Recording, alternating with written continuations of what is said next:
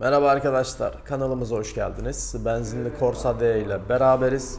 Yoğunluğumuz devam ederken bu videoyu da müşterimiz görmesi adına çekiyorum. Öncelikle yapılacak işlemlere geçelim. Müşterimizin bize gelmeden önce hazırlamış olduğu bazı liste var. Biz her zaman diyoruz ki bize gelmeden önce yazarsanız koltuğun üstüne veya torpidoya bir yere bıraktığınızda bunlar daha sağlıklı olacaktır. Fren disk balata değişimi yapılacak. 40 km hızı geçince hafif bir uğultu sesi var. Yağ filtre değişimi, yani 10 binlik bakım, periyodik bakım. Vitese taktığımızda özellikle geri vitese, birinci vites kalkışlarda alttan gelen bir tak sesi var. 90 kilometreye geçince ABS ışığı yanıyor. Buna en son bakacağız. Bu elektronik bir arıza da olabilir. El freninin ayarı yapılacak. Vites geçişlerine de bakılacak yazmış. Öncelikle arkadaşlar Corsa D 1.2 olan aracımızın şanzımanını söktük. Şanzımanımız manuel bir şanzıman. Yani Opel'in şanzımanları bildiğiniz üzere genellikle benzer şanzıman kullanıyor. Manuelde olsun. Bazı bakın şuralarda robot sisteminin montaj edildiği yerler var. Bu araba manuel ama robot sistemi eğer Easytronic olsaydı buraya montaj ediliyordu. Manuel sistemimizde arkadaşlar buradan vites halatları yardımıyla vitese geçirdiğimizi söyleyelim. Üstümüz tabii ki şanzımanın üstü çok pis. Öncelikle baskı balatayı söktük. Debriyaj rulmanını değiştirdik. Değişen debriyaj rulmanımız bu. Bundan bahsetmek istiyorum. Bu standart çıkan debriyaj rulman tipi değil, look tipi diye geçer. Arkası plastiktir arkadaşlar. Buna dikkat edelim. Alırken aracınız bu şekilde look tipi ise look tipi istemeyi unutmayın. Debriyaj rulmanını değiştirdik. Burada da görmüş olduğunuz eski debriyaj rulmanı çok önemli arkadaşlar. Bu rulmanın patladığını düşünürsek aracınız vitese geçmeyecek, yürümeyecektir. Bundan kaynaklı çekiciyle herhangi bir servis aramanız gerekecektir. Yağ kaçakları olmuş, ömrünü tamamlamış bir debriyaj rulmanı diyoruz. Yani artık çöp. Aracın baskı balatasına geçtiğimizde ise balata artık yüzeyde kaydırmalar ve berçine geldiğini buradan görebiliyoruz. Bu zorlanmalar yani iklime göre, coğrafi bölgelere göre değişiklik gösterir. Bunun kullanım ömrü. Bunu çok soranlar var. Neden? Mesela İstanbul çok bayır ramp olduğu için bu İstanbul'da daha çok hızlı biter. Ancak Konya'da, Kayseri'de buna benzer şehirlerde düz olan ovalarda bunlar daha az bitecektir. Şemsiyelerine bakalım. Baskının yüzeyi ve şemsiyesi de artık. Bakın debriyaj rulmanında bastığı noktalar. Özellikle vites geçişlerini etkileyen, debriyajınızın aşağıda yukarıda kavramasını sağlayan, debriyajınızın yumuşak olmasını sağlayan pedalınızın ürünler bunlar. Şanzıman temizliği tamam. Buradan da arkadaşlar gördüğünüz üzere yeni debriyaj baskı balatasını yerine taktık. Rulmanı takmıştık. Bunun dışında aracımızın disk balata değişimlerini yaptık. Disk balata değişimleri derken bakın burada fren balatası takıldı. Ön fren diski takıldı. Fren aynası ne derseniz takıldı. Fren balata merkezi söktüm. Balatayı diksi değişimine geçtim. Bu klepemizin 4 tane yayı olur. Bu yaydan bahsedelim. Bu yay yoktu. Bunu yedek parçacıyı arıyorum yok. Çıkmacıyı arıyorum yok. Nihayetinde bir tane bizde geçmişten gelen sakladığım bir yay vardı. Bu yayı buraya taktım ve balatamızın sesi bitti. Bu yay çok önemlidir arkadaşlar. Ya ne bu? Şimdi yoktu baba. Sen taktın. Niye taktın? Niye taktım? Nedir? Her kasiste, her çukurda, her freni yapmanda balata burada şık şık şık şık. Çıkır çıkır çıkır çıkır. Kasislerde ses yapar. Balata yerinde gezer. Bu balatanın boşluğunu alır. 3 tane parçacıyı aradım bulamadım. Çıkmacıyı aradım. Komple burayı bana satmaya kalkıyor bu yay için. Geçmişte bizde kalan yay kutusunu aradım ve bir tane zor bela bulabildim. Paralı bir şey değil ama önemi çok büyük. Fren disk balatalarına geçtiğimizde ise bu şekilde artık aynaların bittiğini bakın, çıkıntılar acayip bir şekilde arkadaşlar içte kalmış. Bunu torna yapmak çok saçma. Bunun değiştirmenizi öneriyorum. Yani sonuçta bu can taşıyor. Yani bunun kırıldığını torna yaptığınızda bildiğiniz üzere bu yüzey olarak inceliyor arkadaşlar. Kırıldığını düşünelim. Arabanızı devirmeye kadar riskli bir hareket. Değer mi 200-300 lira için? Değmez. Şimdi fren balatası da bu şekilde. Bunları takım olarak değiştirirsek şu aklınıza gelmesin. Frenim ses yapar mı? Ses yapmaz. Eğer disk değişmez, fren balatası da kötü olursa arkadaşlar arka iyi oluyor. Ancak bu kullanmış olduğu ürün, yani kullanmış olduğu malzemeden kaynaklı disk ses yapıyor fren balatası. Şimdi fren ayarına geçtik. Fren ayarı için tabii ki balataların iyi olması gerekiyor baba. Balatalarımız iyi mi peki? Balatamız yaklaşık bir 10.000 kilometre gelecek yağ bakımında değişmesi şart. yarı ömrünün altına düşmüş konumda. Ama biz şu an bu incelen balatanın bitmiş mesafesini fren ayarıyla açarak kampanaya tutmasını sağlıyoruz. Tabii kampana hakkında değinebileceğin şeyler var mı? Kampananın bu dodakları çıkma yapıyor. Çünkü yüzeyinde bittikçe baba bu da disk gibi yani. Aynen. Kalıntılar oluyor dış tarafında. Evet. Yüzeyin pürüzsüz ve düz olması lazım. Tabii buradan da ayarları var baba. Açıyorsun, geriyorsun. Ne sıkı olacak ne gevşek olacak. Tabii sık olursa yolda bu balata fren sıkar. Aracı yakmaya kadar gider. Burada yanar. Buradan da alev almaya, lastik yanan arabaları görüyoruz. Evet.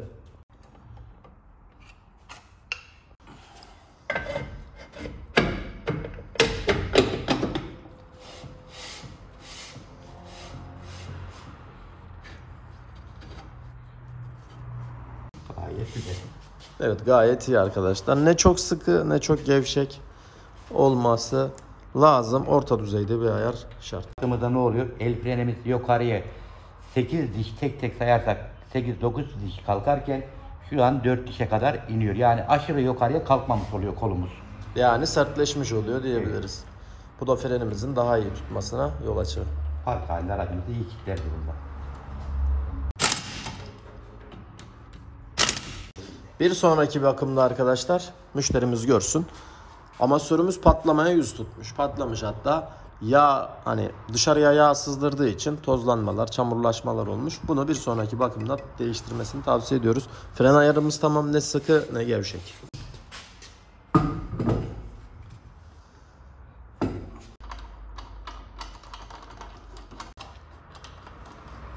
Durduğumuza emin olalım. Direkt tabancayla basmayalım, diş kapıyor. Diş kaparsa ne olur baba? Diş kaparsa poryayı değişmek zorundayız veya tornada yeni diş yaptırmak zorundayız.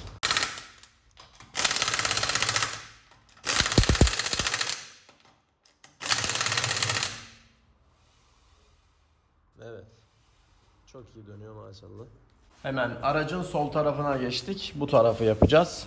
Bakın bu nasıl? Aradaki farkı göstereyim sizlere. Bakın. Bakın bu bayağı dönüyor. O hala dönüyor. Evet. Boşluk yok.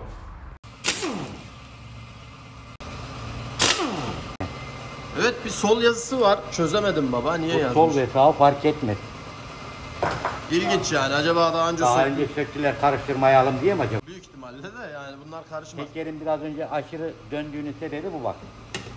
Balataya dokunmuyor bu kampana. Bu da biten balatamızın tozu. Balatanın ağzını göster. Burası bak. Bakın. Çıkıntılar ne kadar var arkadaşlar? Hissedebiliyoruz. Bunları taşlıyoruz, zımpara yapıyoruz, takıyoruz. Tabii ki buradan da fren ayarımızı yapacağız. Fren ayarında dışarı, içeri oynatmamız için gerekli ayar kolu var burada.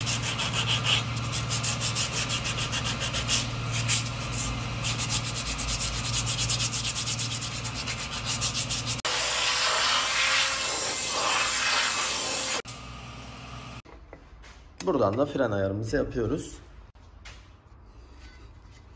Ama dediğim gibi şuna kesinlikle dikkat edilmesi lazım. Balata çok bitikse bu işlemi yapmayın arkadaşlar. Gevşek şu an. Gevşek aynen olmadı mesela. Daha sık deniyor.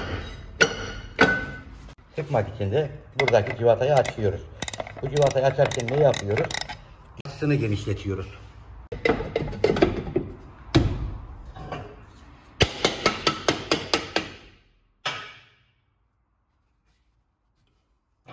Sıktı. Şimdi sıktı. Sıktı evet. Yani bu da ne oluyor? Frenimiz böyle çıkamaz yola baba. Çıkamaz. Isınır, balata yanar. yanar. Aynen öyle. Yangına sebebiyet verir. Sol tekeri de taktık bakın. Bu şekilde. Periyodik bakımda olacağı için hemen motor yağını boşaltalım. Filtreler de değişiyor. Bu arada şanzıman yağınızı değiştirmezseniz böyle simsiyah şanzıman yağıyla gezer. Daha sonra şanzımanı kucağınıza alır. Gelirsiniz arkadaşlar. Bunu belirteyim. Şanzıman yağlarını değiştirmeyen diyen yerlerden de hani değişme diyorlar. Oralardan uzak durmanızı tavsiye ediyorum. Buna şanzıman yağını tabii ki yeni koyacağız. Motor yağı da yenilenecek. Kısmi olarak ağır bakım yapıyoruz diyebiliriz. Yani disk balata değişimi oldu, periyodik bakım oluyor. Bunun dışında şanzıman baskı balata değişimi, arka fren ayarı, arka amortisörlerde patlak var. Her ikisinde de yağ kaçaklar var. Onu bilgisini vereceğiz. Daha sonra yapacağız arkadaşlar. Şanzıman debriyaj rulmanı ve baskı balata da değişti. Tabi motor yağ tapasını söküyoruz ama burada sıkarken değerli tork değeri var. 14 Nm ile sıkmamız gerekiyor arkadaşlar. Gelişi güzel sıkmıyoruz. Yani 14 Nm'de çok fazla sıkmayın diyor. Yani asılmayın diyor. Alüminyum zaten gövde. Hemen yalama yapar.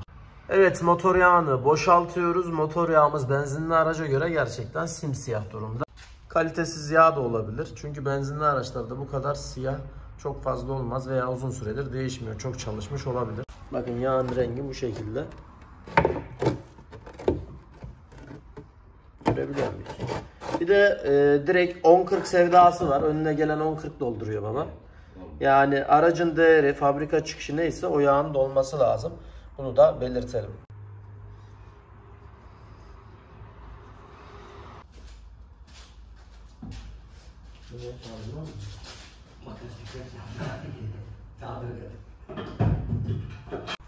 Şimdi şurayı bahsedeyim.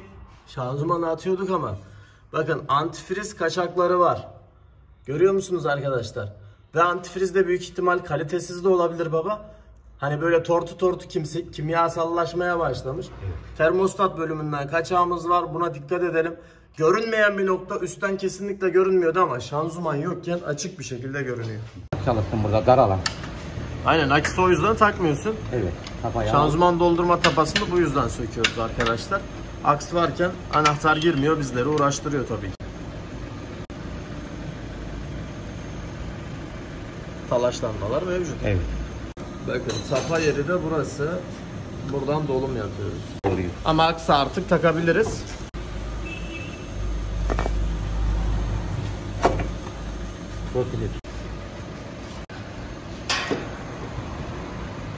Tabii rotillerde dikkat etmemiz gereken bir nokta var. Rotili yukarı doğru vururken arkadaşlar arasındaki yarıktan fazla yukarı gitmemesi lazım. Yoksa cıvata girmez. Yani anlamsız vurmaya gerek yok. Bakın burası geldi. Cıvatayı itelim baba. Rahat bir şekilde gidiyor. Evet, buradan da cıvatayı tutturuyoruz. Yeni disklerimiz, fren balatalarımız yeni. Yani önde çok fazla bir eksiği yok gibi aracın. Buraya da aksımızın kafası geliyor artık. Daha önce sökülmüş, takılmış muhtemelen. Bu taraf 32 lokma. Buradan görelim. Diğer taraf 36 lokma. Allah Allah. Kontrol yapmamız gerekir. Gevşememesi için bak burada kendi yerleri var. Şimdi onu bak.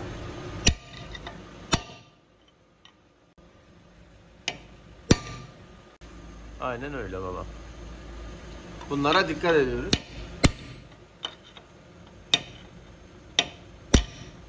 Evet. Çevre civatası, etraf civatası ne derseniz. Bunu da sıkıyoruz. Evet, üstüne geçtik. Motor yağ filtresi ne halde? Evet, çıkan yağa göre de değerlendirme yapabiliriz. Çok fazla da elimizi kirletmeyelim. Katran katran olduğunu, yağ filtresinin artık görevini tamamladığını buradan görebiliyoruz. Bunları aksatmayalım. Filtreler çok önemli araçlarda. Her 10.000'de, aracını seven kişiler 8.000'de yaptırırsa periyodik bakımını daha sağlıklı olur. Hemen burada da arkadaşlar görmüş olduğunuz yağ filtremiz var. Kağıt bir filtredir. Kağıt filtre olduğu için yenisi bu şekilde. Tabii içini yıkadı babam bu arada. Bunu da belirtelim. Takıyoruz. Üstten sıkıyoruz. Çok fazla sıkmayalım çünkü plastik kapak bu. Sıkıntı olabilir, kırılabilir, herhangi bir şey olabilir.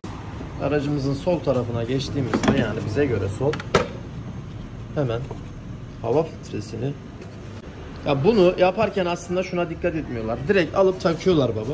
Bu yanlış. Tamam eyvallah ama içine bir hava tutun. Bakın uçuşan tozları görüyorsunuz. İçine hava tutmadan takılan filtreler var. Bu da daha hızlı kirlenmesine sebep olacaktır. Bu filtre iyi bir derecede, yani çok kirli değil ama değiştiriyoruz tabii ki. Periyodik bakım hangi aralıklarla yapılmalı? Periyodik bakım 8 ila 10 bin, yoksa yılda bir, her kışa girerken. Eski kulağımız, yeni kulağımız Görüyorsunuz arkadaşlar arasındaki farkı. Şimdi bunu takacağız. Tabii ki bu demir ayağa bağlantı olacak cıvata yardımıyla. Daha sonra üstüne takacağız aracı.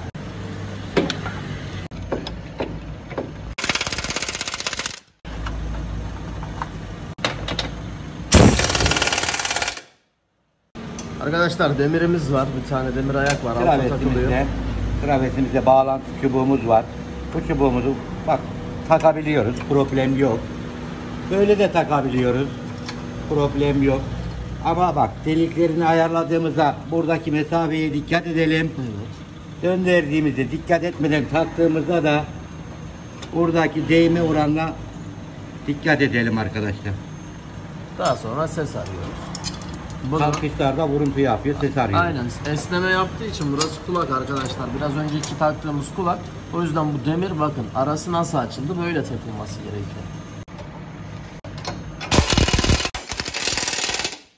Tabii bunlar küçük nüanslar ama önemli nüanslar.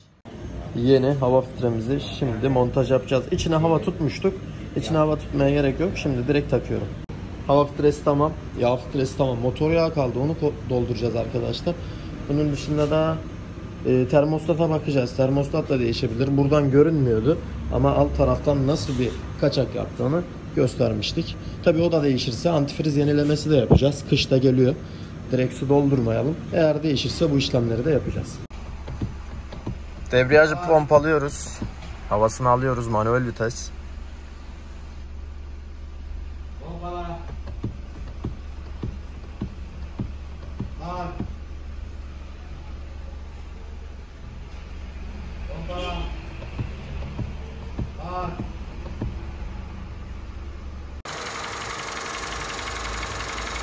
Pompala.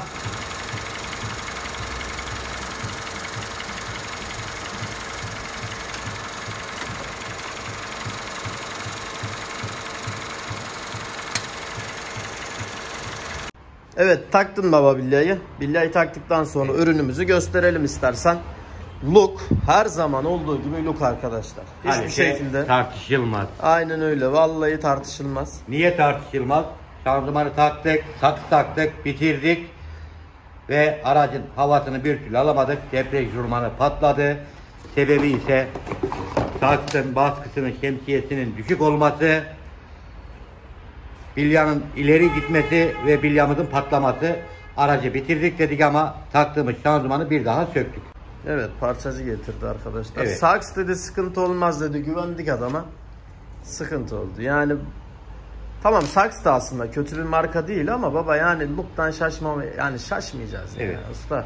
Ne çıkıyor? Yani şimdi adam konuşuyor. Saks'ın garantisi var, şunu var da bizim işçiliğimizi kim verecek? Benim işçiliğimi kim verecek? Bir daha söktüm şanzımanı. Yok garantiye gidecek, bekleyecek de şöyle bizi ilgilendirmez kardeşim bu yani. Ben peşin paramı Ben aldım. peşin para 10 bugün. dakika önce almıştım, 10 dakika sonra geri söküyorum. Aynen öyle, böyle bir durum yok yani. Benim hadi parçayı geri aldın eyvah, zaten almak zorundasın, öyle bir durum yok da. Bunun işçiliğini kim verecek? Benim emeğime yağdı değil mi? Dünden beri ikinci söktüm şanzımanı. Yani bu kadar olmaz arkadaşlar. Saks'ı kötülemiyorum. Saks da çok iyi bir marka. Bunu bilen bilir ama Belki de o ürün hatalı. ürün de hatalı olabilir. Yok şöyle yok böyle, hani verip Parçacının yaklaşımı hoş değil. aynen parçacının yaklaşımı hoş değildi. Götürdüm, kapısına attım, çıktım gittim. Yani bir de sonuçta burada belli bir kitle izliyor. Bizi bizim bulunduğumuz çevreden izleyenler de var. İsim vermiyorum ama bazı durumlar yakışık almaz arkadaşlar. Montajı bitirdik. Görmüş olduğunuz üzere aracın volantının üstüne arkadaşlar. Volant tabii ki güzel bir şekilde yüzeyi pürüzsüz hale getirildi. Daha sonra baskı balata bu şekilde priz direkt ortalanarak takıldı. Şimdi şanzımanın üstüne atacağız.